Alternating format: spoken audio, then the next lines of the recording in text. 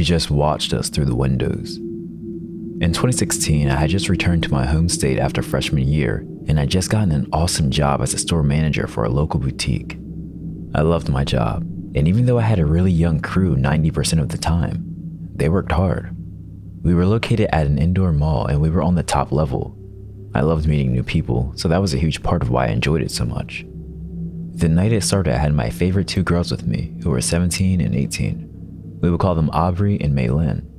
They only worked a few hours at night throughout the week, but they were really sweet and fun to be around. The night started like any other. Aubrey was restocking, Maylin was helping a customer, and I was fixing up the denim wall. My phone rang and it was my mom, which was weird. She never bugs me during work hours, so I answered and asked what's going on. She replied and told me how she just watched this news story about human trafficking taking place around the area of the mall. They had caught a bunch of guys trying to force two girls into their truck, and that led to them finding 4 more girls at a house.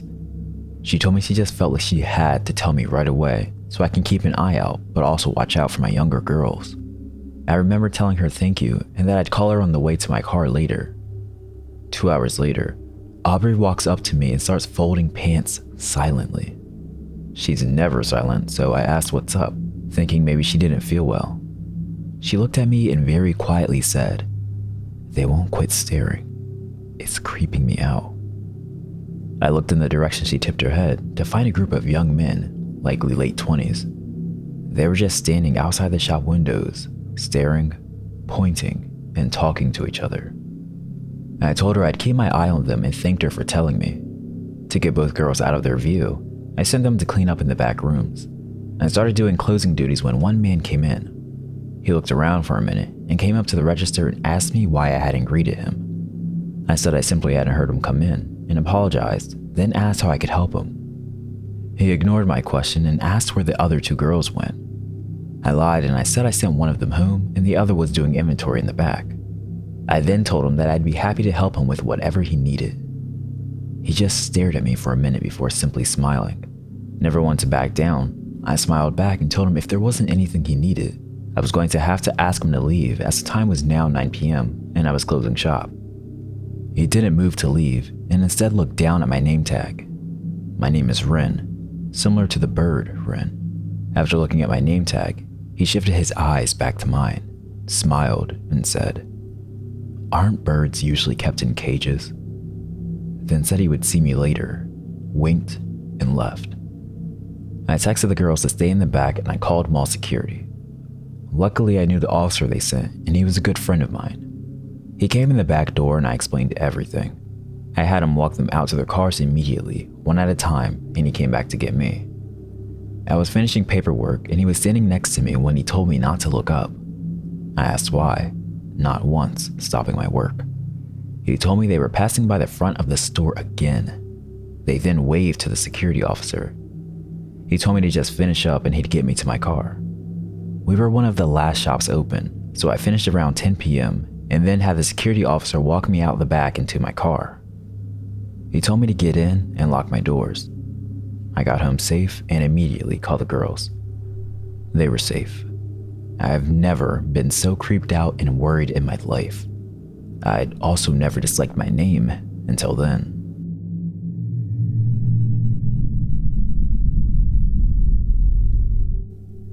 I was almost kidnapped by the cartel. This happened 1 year and 2 days ago. It changed my life in so many ways that I still feel like I cannot digest it. I want to start off by saying a little bit about myself so you understand the context and why it was so weird and foreign for something like this to happen to me. I'm a fairly geeky guy. I love science fiction and video games. At the time, I worked as a design engineer in a factory and spent most of my weekends with friends hiking, playing board games, or watching movies. So you realize, nothing I did would attract the attention of the cartels.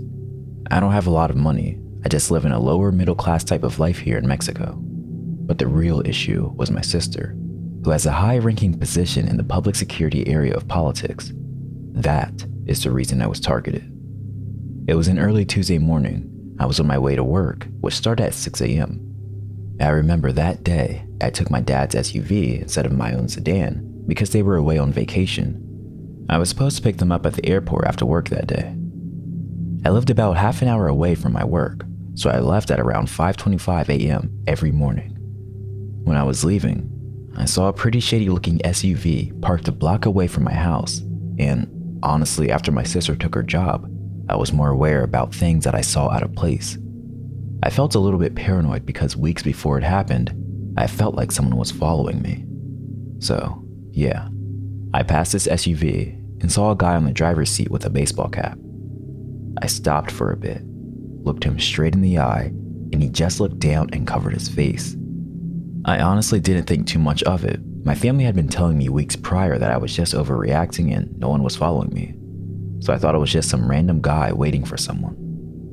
I took off to work, and for me to get there, I have to go through a really bad neighborhood. I was in the right lane on a 2-lane street at the time, and saw a Jeep Cherokee just speed by me on the left lane, and then continue its way in front of me. When we arrived at the end of the street, I had to turn right to get to work, and the Cherokee just completely stopped on the right lane in front of me, with their blinker signaling left. I found it kind of weird, but I didn't want to be an asshole and honk at them, and wanted to give them a few seconds to move. While I was waiting, an Explorer came screeching on the left lane. It stopped next to me, and 4 guys came out of it with guns and one with a baseball bat. The guy with the bat then proceeded to smash my window and hit me directly in the face, while another put a gun to my head and said, "This is real, asshole. Get out of the car," in Spanish. At that moment, I didn't feel like they wanted to steal my car. I knew they were trying to kidnap me. I pieced everything together. The cars following me at night every day, the guy sitting in the SUV outside of my place, and my sister's job. I knew that if they took me, it would be torture followed by certain death, and if they really wanted to kidnap me, they wouldn't kill me. So I stepped on the gas. I smashed between the Cherokee and the Explorer and ran over one of the guys. I sped as much as the SUV would give me and honked so I could make a lot of noise and people would notice. With all the adrenaline on me, I passed the entrance to my work and tried to turn back, but I crashed on a corner. At that moment, I honestly felt like my heart would come out of my mouth. Everything moved so slow, so I tried to calm myself down. I breathed, checked my mirrors if they were following me, and I saw no one. Just an empty street lit by the morning dusk. I turned around, got to my work, and yelled at the security guards to open the doors. I parked at the entrance, got out of the car, and called my sister. After that, I went inside and talked to my boss about what just happened and went to the restroom to clean the glass and blood off my hair and face. When I came out of the restroom and out into the parking lot, there were about 10 cop cars outside my job. My sister had already told me to speak with a specific police officer and confirm his name. Everything went smoothly and I felt safe and protected. After that, I moved into my sister's house, which has police guarding it. I have bodyguards that are with me every time I go out. This has cost me my job, relationships, lifelong friendships. Everyone's afraid to hang out with you when they know you are a target for the cartels, and it's understandable, but it doesn't make it feel any less shitty. Investigations continued through the beginning of 2017. I later found out through security camera footage that there were 3 SUVs in total, with about 12 people trying to kidnap me. I found out that the cartel that was after me was one of the most powerful cartels in the world, and the person that was in charge of investigating my case was killed.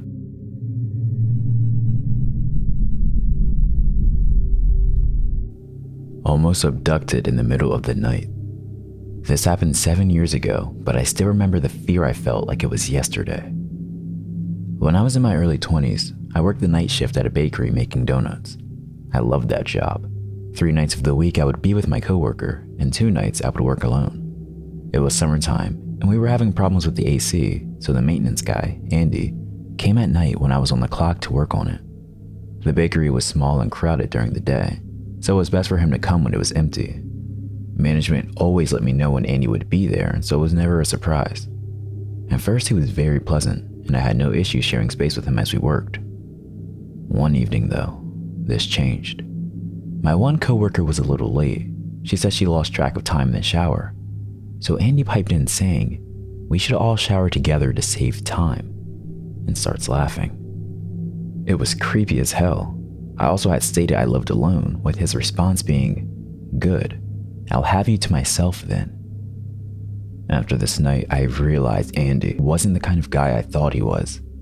I stopped speaking to him unless I had to, and soon enough, the AC was repaired and I was free of him. Fast forward to a night a few weeks later. I'm working alone and it's 2 in the morning. While I'm messing with the donuts, I suddenly hear a loud banging on that front window. Startled, I look up and see who else but Andy. He's calling my name and asking to be let in. No one had said anything to me about him coming that night. Andy then starts pulling on that front door handle. Luckily, it's locked. I run into a corner of the bakery where he can't see me and try calling my manager with no response. The bakery phone starts ringing and I can see the caller ID from where I'm sitting. It's Andy.